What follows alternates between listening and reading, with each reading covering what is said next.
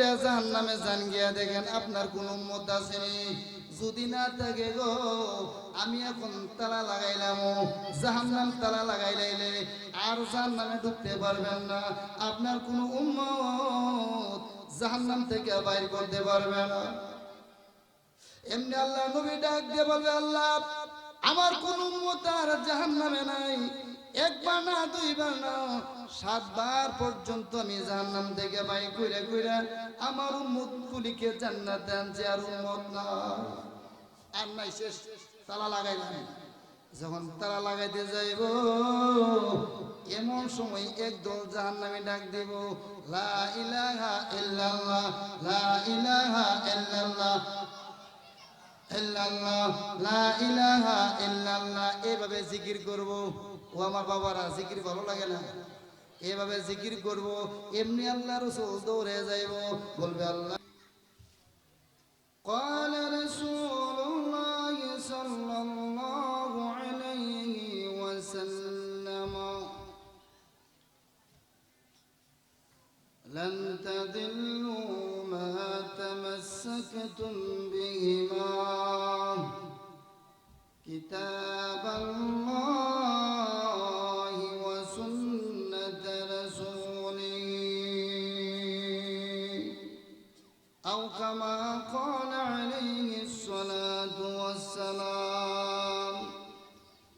قال تعالى في شان حبيبه ومحبوبه إن الله وملائكته يصلون على النبي يا أيها الذين آمنوا صلوا عليه وسلموا تسليما. আমরা সকলে মোহাব্বতের সাথে দুরুদে ইব্রাহিমি পড়ি, যে দুরুদটা আমরা নামাজের মধ্যে পড়ি। আমরা সকলেই পড়ি, আল্লাহুম্মা সাল্লি আলা মুহাম্মাদিন ওয়া আলা আলি মুহাম্মাদ কামা সাল্লাইতা আলা ইব্রাহিম ওয়া আলা আলি ইব্রাহিম ইন্নাকা হামিদুম মাজিদ. আল্লাহুম্মা বারিক আলা মুহাম্মাদিন ওয়া আলা আলি মুহাম্মাদ কামা বারাকতা আলা ইব্রাহিম ওয়া আলা আলি ইব্রাহিম ইন্নাকা হামিদুম মাজিদ. আমরা সকলে বলি আলহামদুলিল্লাহ। আমার ভাইরা, আমি আপনাদের বেশি সময় নষ্ট করব না। অল্প সময়ে স্বল্প কথার মাধ্যমে আমি আমার আলোচনা শেষ করব ইনশাআল্লাহ। আমার ভাইরা, আমি আপনাদের খেদমতে কোরআনে কারিমের সূরা সফ থেকে একটা আয়াত তেলাওয়াত করছি। রাসূলুল্লাহর অসংখ্য হাদিস শরীফ থেকে একটা হাদিসের টুকরা আপনাদের সামনে পেশ করলাম। আমার ভাইরা, গঙ্গনগর হিজবুল্লাহ এই সংগঠনের উদ্যোগে এই মাহফিল আয়োজন করছেন। আলহামদুলিল্লাহ, পরিবেশ খুব সুন্দর, ভালো। আর আল্লাহ পাকের দরবারে আরেকটা শুকর আদায় করি যে মহান আল্লাহ রাব্বুল আলামিন আজকে দিনটাকে ভালো রাখছেন। কি বলেন, তাই না? শুধু আমাদের মাহফিলের জন্য তাই না, আজকে দেখেন বিশ্ব ইজতেমা, যেখানে লক্ষ লক্ষ মানুষের দল নামছে।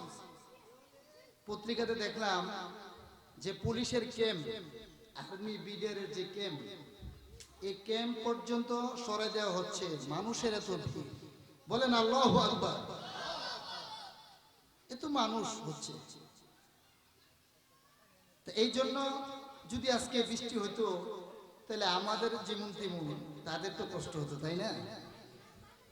এই জন্য মাহফিলে আসতে পেরে আমরা খুশি না বেজার? কি বলে?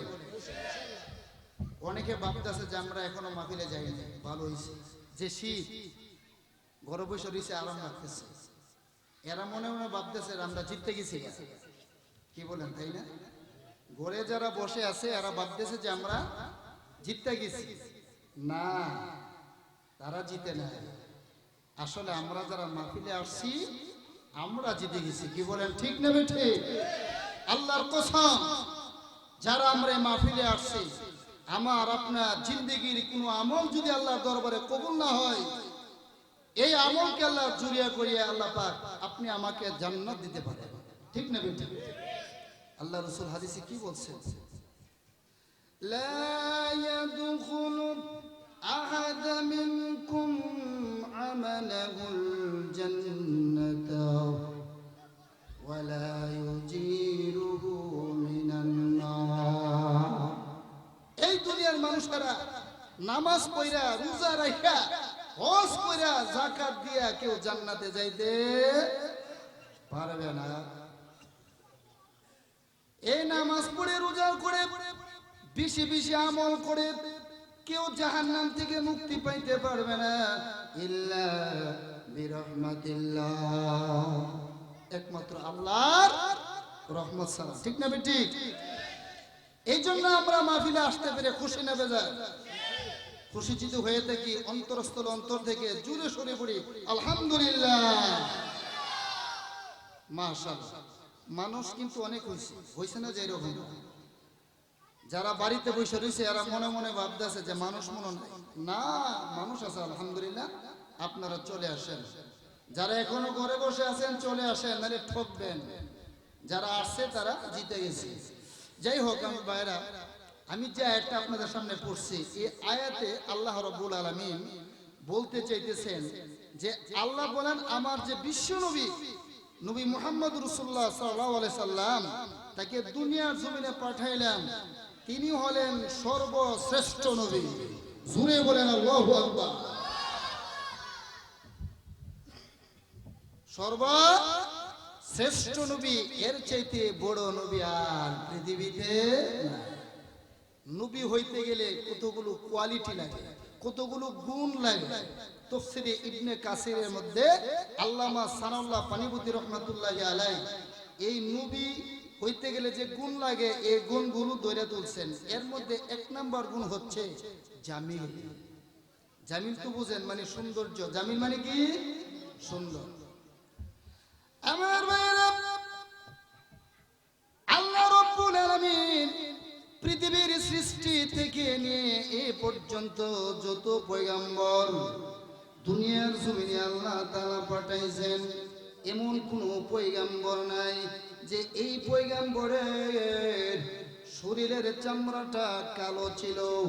এইরকম কোনো পয়গম্বর আল্লাহ পাঠাই নাই।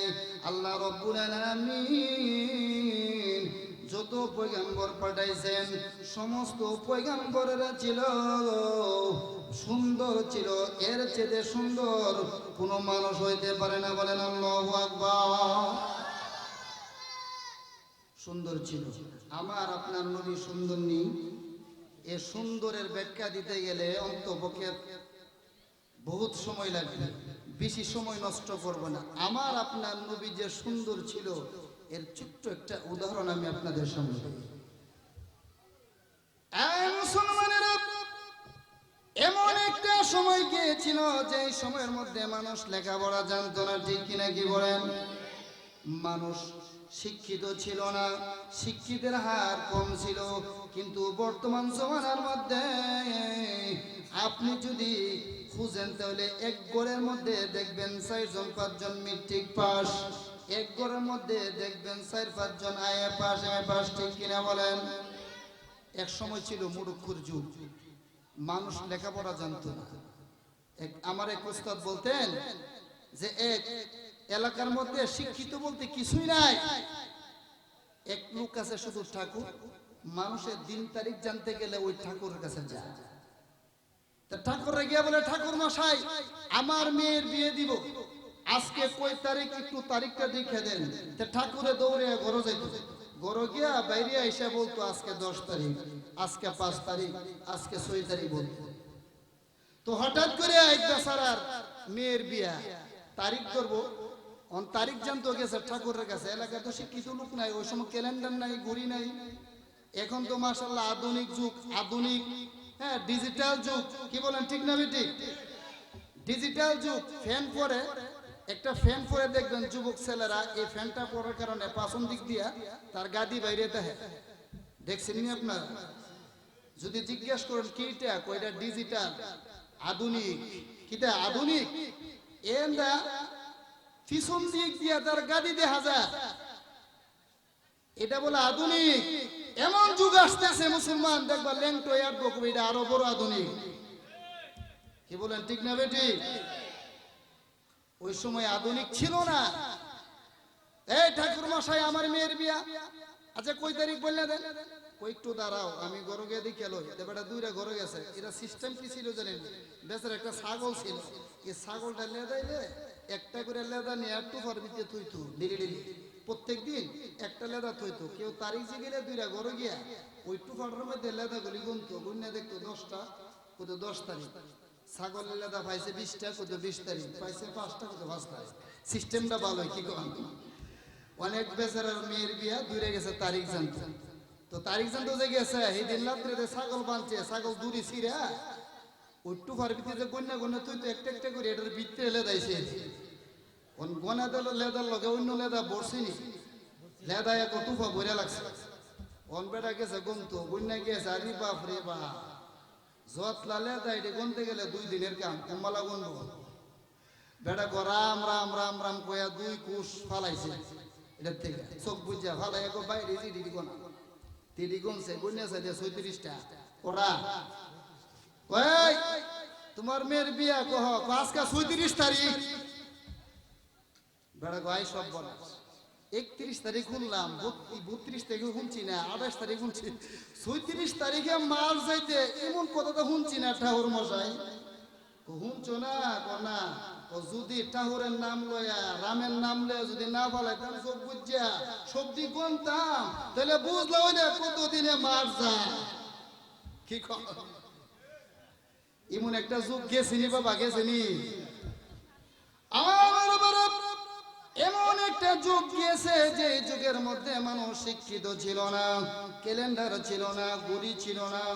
কিন্তু এখন মানুষ শিক্ষিত হয়েছে, মানুষ বুঝতে পারে, মানুষ বুঝতে পারে কোনটা নকল কোনটা আসল, কে বলেন ঠিক না বেটি? কোনটা নকল?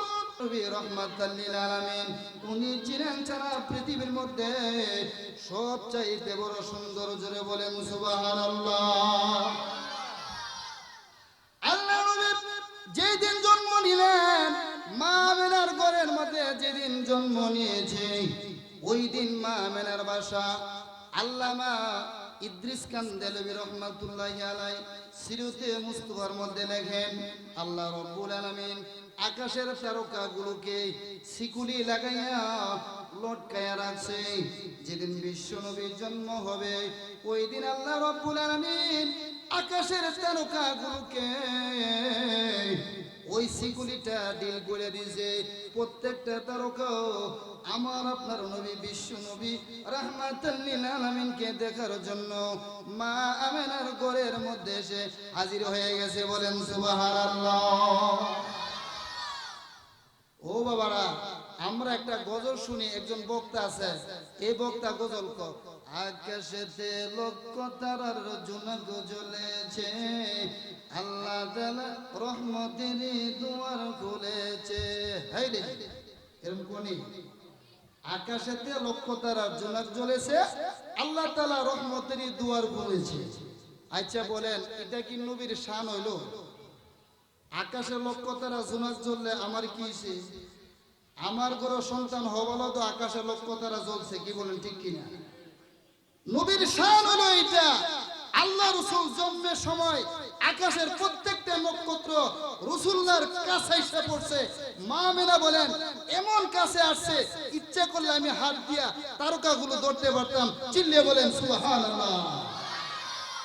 এমন কাছে আসছে, উনি হলেন বিশ্বনবী।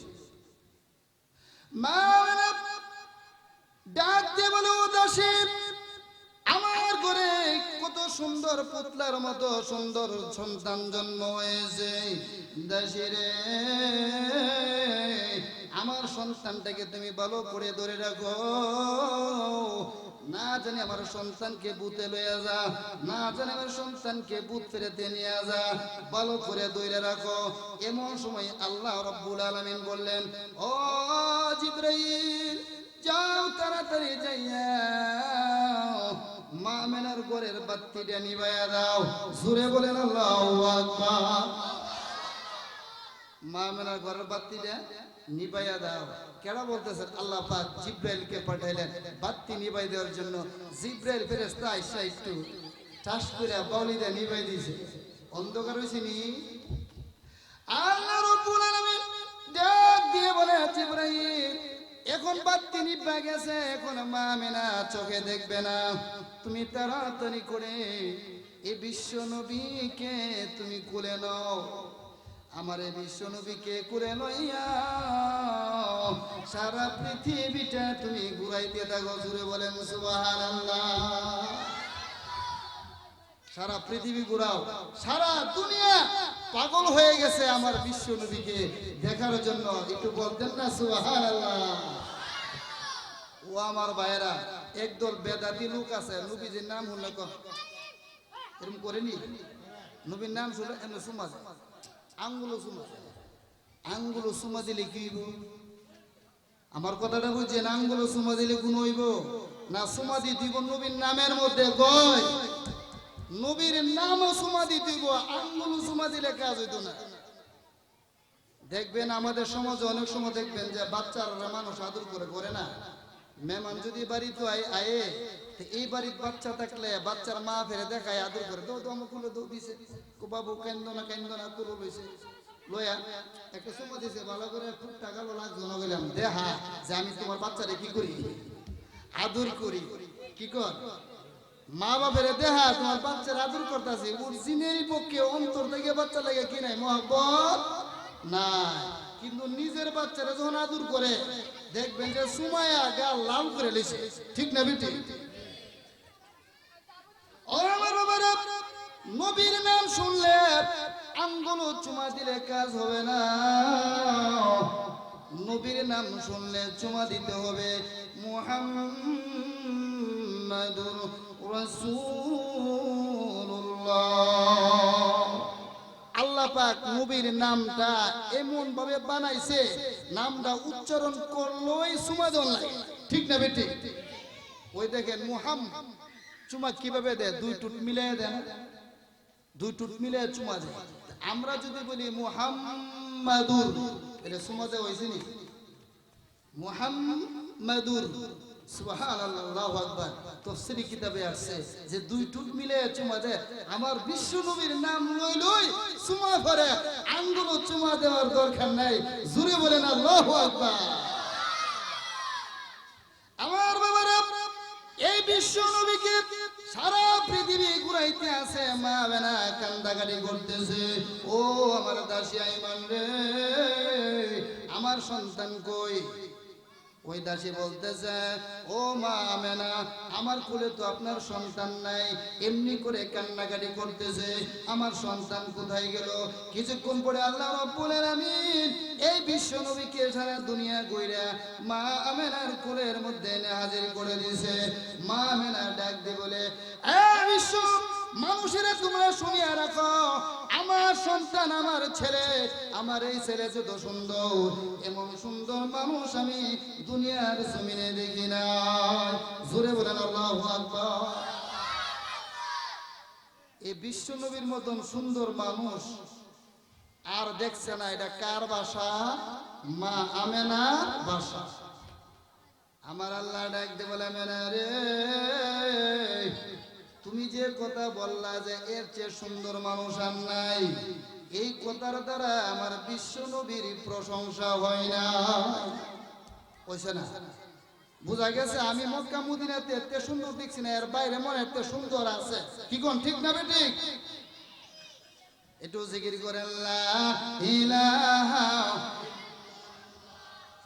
লা ইলাহা লা ইলাহা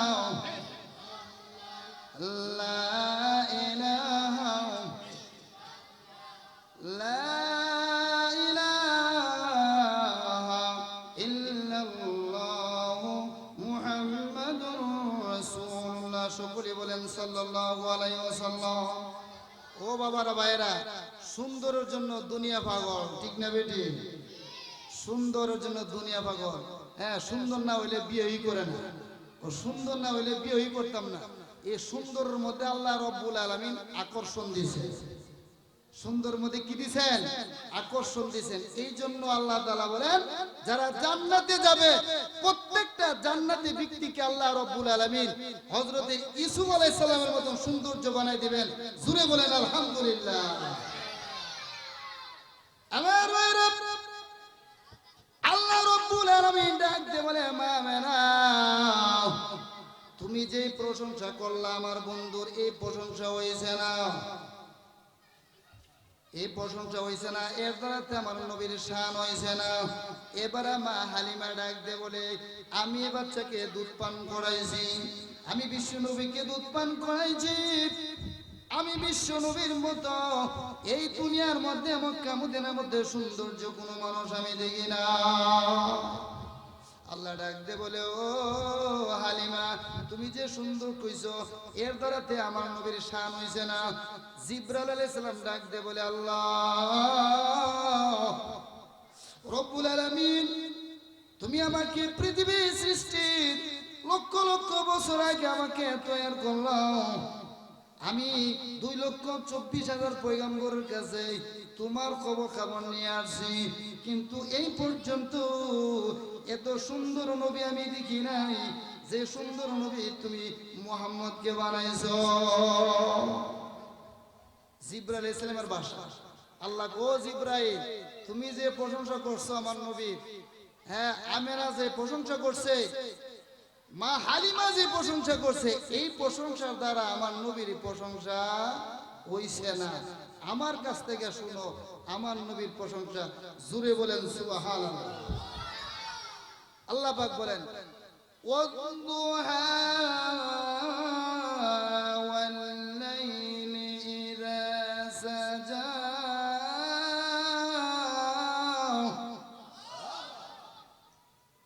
আল্লাহ পাক বলেন, এই দুনিয়ার মানুষেরা দিনের বেলা যখন সূর্য আকাশে ওঠে ওই সময়টার কসম, ওই দুপুরের কসম খায়া বলি আমি আল্লাহ, আমার বিশ্ব নবীর মতো এমন কোন মানুষ দুনিয়ার জমিনে আমি সৃষ্টি করি নাই। জোরে বলেন সুবহানাল্লাহ। তাহলে নবীদের গুণ এক নাম্বার কি থাকবো বলেন? সৌন্দর্য। এক নাম্বার কি? সুন্দর থাকবো। 2 নাম্বার গুণ হলো দুনিয়ার কোন মানুষের কাছে লেখাপড়া করবে না। কোন পয়গাম্বর দুনিয়ার কোন মানুষের কাছে লেখাপড়া করবে? করবেনি। কিন্তু না করলো এদের যে জ্ঞান, এরার যে জ্ঞান, এরার যে শিক্ষিত, এটা সমস্ত পৃথিবীর মানুষের চাইতে এদের জ্ঞান বেশি হবে। জোরে বলেন সুবহানাল্লাহ। কইতাম নি নবীদের জ্ঞান যে কত বেশি। আমার ভাইয়েরা দেখেন, একটু 2টা উদাহরণ দিলে বুঝবে। আমরা হাসি দিই না, হাসি করে এবার হাসি দিই। হাসি দেওয়ার পরে আল্লাহ রাসূল হাদিসে বলছেন, হাসি দেওয়ার পরে আলহামদুলিল্লাহ বলতে হবে। কি বলতে হবে? আলহামদুলিল্লাহ। তার মানে আল্লাহ তোমার প্রশংসা। আল্লাহ রাসূল কেন আলহামদুলিল্লাহ বলছেন? বলতে বলছেন হাসি দেওয়ার পরে বিজ্ঞানীরা এটা নিয়ে রিসার্চ করছেন, তারা ডিসকাশন করে রিসার্চ করে তারা বাইর করছেন যে একটা হাসি দেওয়ার সাথে, হাসির সাথে সর্বনিম্ন 7 লক্ষ রোগ জীবাণু বের হয়ে যায়। জোরে বলেন আল্লাহু আকবার।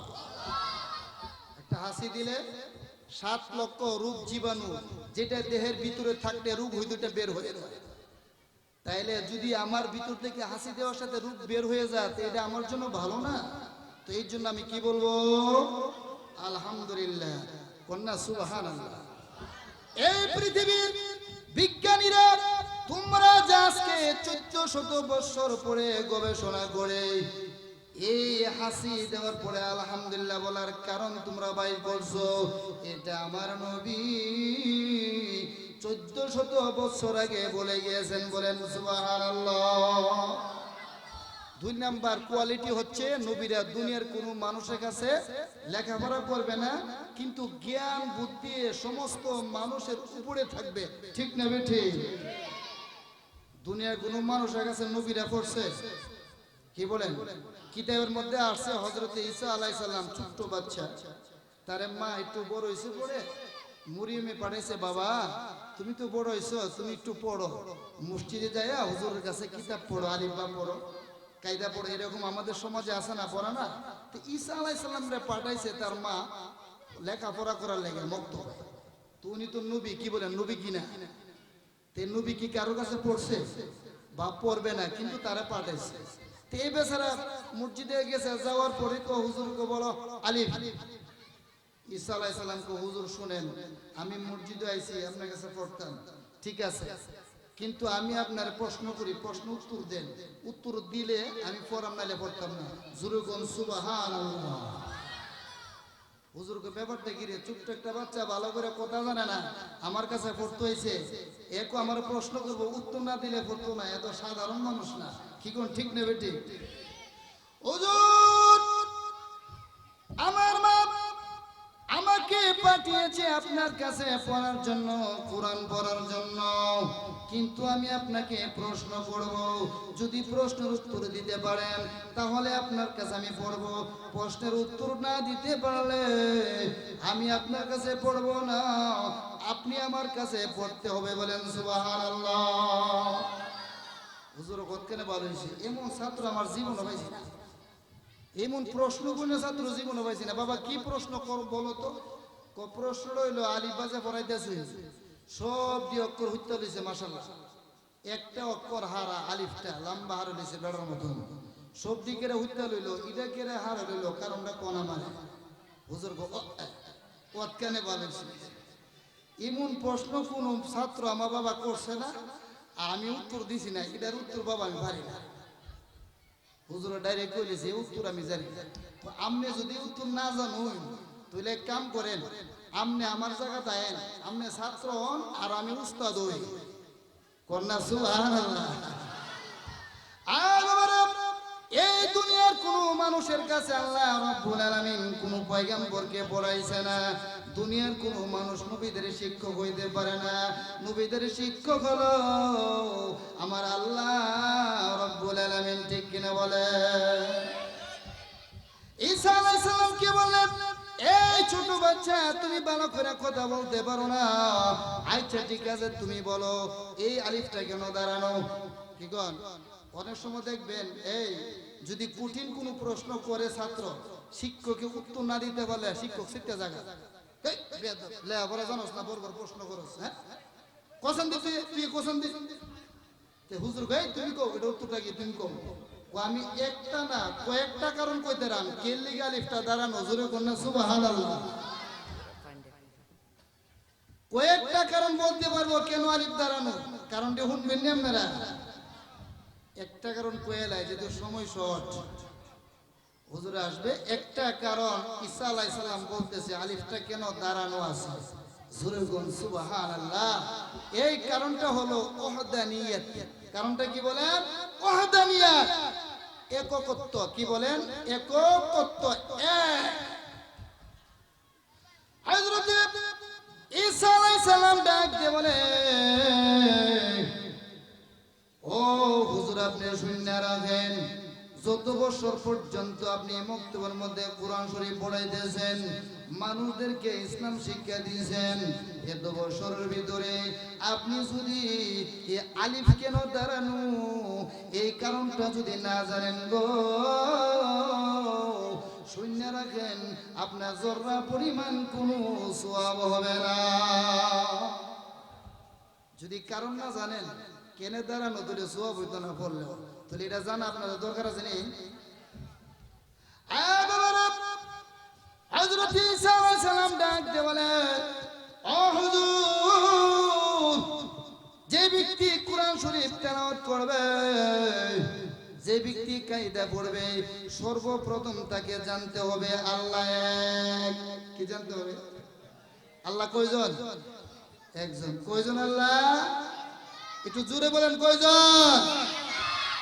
আপনারা কি ডরেন নাকি? দা আল্লাহ কয়জন? হ্যাঁ মাশাআল্লাহ, এবার আওয়াজ হইছে, বুঝা গেছে গরম ভাত আইছে। আমার ভাইরা, ঈসা পয়গম্বর বলেন তাহলে এক আল্লাহ যদি একজন কেউ না জানে, তাহলে সে যদি না জানে কোরআন তেলাওয়াত করে কোরআন শরীফ কয়েক হাজার বার তেলাওয়াত করতে পারবে, কিন্তু তার আমল নামার মধ্যে জররা পরিমাণ সওয়াব হবে না। আল্লাহ ঈসা আলাইহিস সালামের উম্মতেরা তারা জানে খোদা তিনজন। কয়জন? এরা তিনজন মনে করে, আমরা কয়জন মনে করি? তিনজন। কেমনে? ঈসা আলাইহিস সালাম হলেন আল্লাহর ছেলে। ঈসাকে আল্লাহর ছেলে, একটু নাউজুবিল্লাহ জোরে কইনা। আর মরিয়ম আলাইহিস সালাম হলো আল্লাহর বউ, আর আল্লাহ হলো জামাই, জামাই বউ ছেলে, এই তিনজন হুদা। একটু জোরে বলেন নাউজুবিল্লাহ।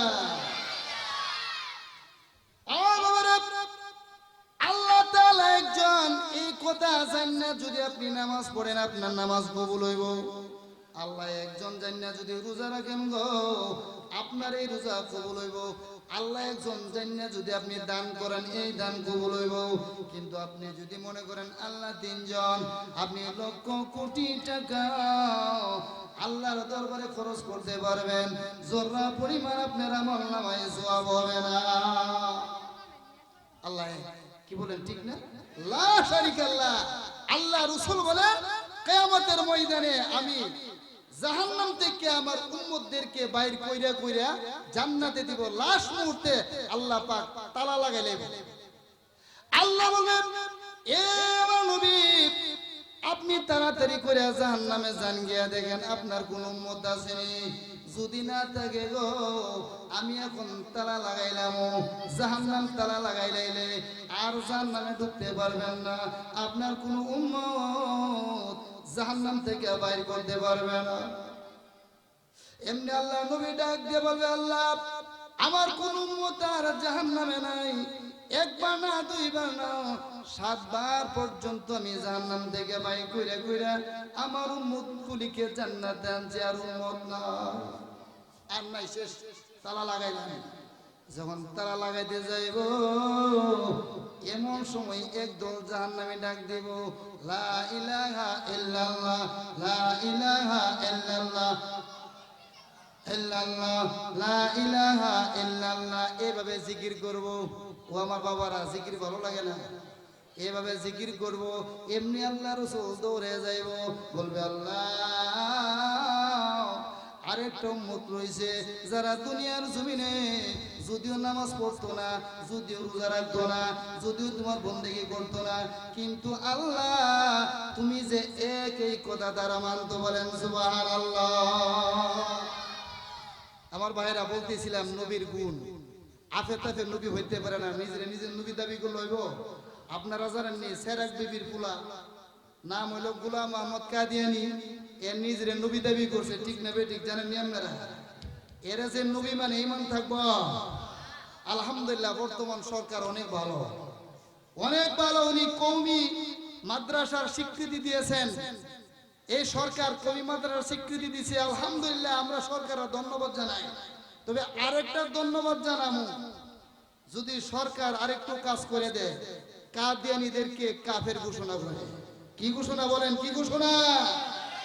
কাদিয়ানীদেরকে কাফের, কাদিয়ানীদেরকে কাফের ঘোষণা করতে হবে। এই কাদিয়ানি কোনোদিন কি হইতে পারে না? নবী হইতে পারে না। আমার ভাইয়েরা নবীর জমানার মধ্যে একবার আমি নবী মুহূর্তে নবী যে মুগা আমি নবী, আমরা নবী মান। একজন গিয়া আপনি নবী কহ মুহাম্মদ সাল্লাল্লাহু আলাইহি সাল্লাম তো নবী, অনেক কেরামতি দেখা, অনেক মুজিজা দেখা। আপনি একটা মুজিজা দেখাইন তো। কি মুজিজা দেখাইতাম? মুহাম্মদ রাসূলুল্লাহ হিজুর গাছ লাগাইলে এটা লগে লগে বড়, ওই এটার মধ্যে খিজুর ধরলে এই খিজুর ফাঁকে আমরা খাই। আপনি এমন একটা মুজিজা দেখাই না, ওইটা কোনো ব্যাপার হইল? আয়ো যাই এ গেছে গিয়া হিজুর গাছের কাছে গেছে, গিয়া কো আমি তুমি নিরঞ্জন বর্মা দিলাম টান। দেখছিনি হ্যাঁ কি কো? হ্যাঁ গীতা পাঠ করে। এ নবী আমি তুমি নিরঞ্জন বর্মা দিলাম টান। এই জ্ঞান যদি লড়ে সরে ঈশ্বরে মহাদেব জোর সিরা ভূমিতে ভরে ছো ফুদিছে। হিজুর গাছের মধ্যে হিজুর ধরাইব, এটা ফুইরা ফু দেওয়ার লগে লগে বাবারা হিজুর গাছ ফুচ্চা ফুইরা লগে লগে মাটির লগে মিশে গেছে। কোনটা নাউজুবিল্লাহ। আমার বাবারা নবী নিজেকে নিজে দাবি করলে নবী হওয়া যায় না। নবী বানানোর মালিক হলো আল্লাহ। কে বলেন? নবী বানা আল্লাহ। নবীর এক নাম্বার কোয়ালিটি হলো নবীরা সুন্দর হবে। দুই নাম্বার কোয়ালিটি হলো নবীদের কেরামতি থাকবে। নবীদের জমানার মধ্যে আমার বাবারা এক বেচারার কাছ থেকে টাকা পাইব, আবু জেলের কাছ থেকে টাকা পাবো, আবু জেলের টাকাগুলি আদায় করে দেয় না। এ বেচারা গরিব মানুষ কাঁদতে আছে রাস্তার মধ্যে পুড়িয়া বিশ্ব নবী দয়াল নবী গিয়ে বলে, বাবা গো তুমি কেন কান্দো গো বাবা? আমি এই জন্য কান্দি, আবু জেল আপনার চাচা আমার টাকাগুলি দেয় না, দোকান বাকি নিয়ে গাইছে। বিশ্ব নবী আপনি তো মায়ার নবী দয়াল নবী, আপনি টেয়ারি দই করে আদায় করে দেন। আপনার চাচা 10,000 টাকা আমার দোকানদার একবারে শেষ করে দিয়েছে। হাই আরে আবু জেল, আল্লাহ রসুল কো ঠিক আছে আমি তোমার টি আদায় করে দেব। এ কথা শুনে আরেকবার গিয়া আবু জেহেল বলে, কি তুমি তো মুহাম্মদের বিচারও মারতা, ওনে মুহাম্মদ তোমার ঘরের দরজা যাইব, দাউড়ালে হারে থাকবা, আইব করে খুব দেখে হারা লেবা। ও ঠিক আছে আবু জেহেল কো ঠিক আছে আমি লেডি আইতো। চিন্তা করছেন জিকির করে আল্লাহ ইলাহা আল্লাহ আল্লাহ আল্লাহ লা ইলাহা ইল্লাল্লাহু মুহাম্মাদুর রাসূলুল্লাহ। সকলে বলেন সাল্লাল্লাহু আলাইহি ওয়াসাল্লাম। ভাইরা আমরা হইলাম মনে করেন যে সবজি, বুঝছেননি? খানার মধ্যে দেখেন না সবজি আছে, সবজি কেউ মন চাইলে লো, না চাইলে লাশ লো। ওই ফুলা কুমড়া বিচারে আল্লাহর রহমতে ফুলা কুমড়া আইতাছে, আমি সবজি শেষ হয়ে যাইতেছি 2 মিনিট।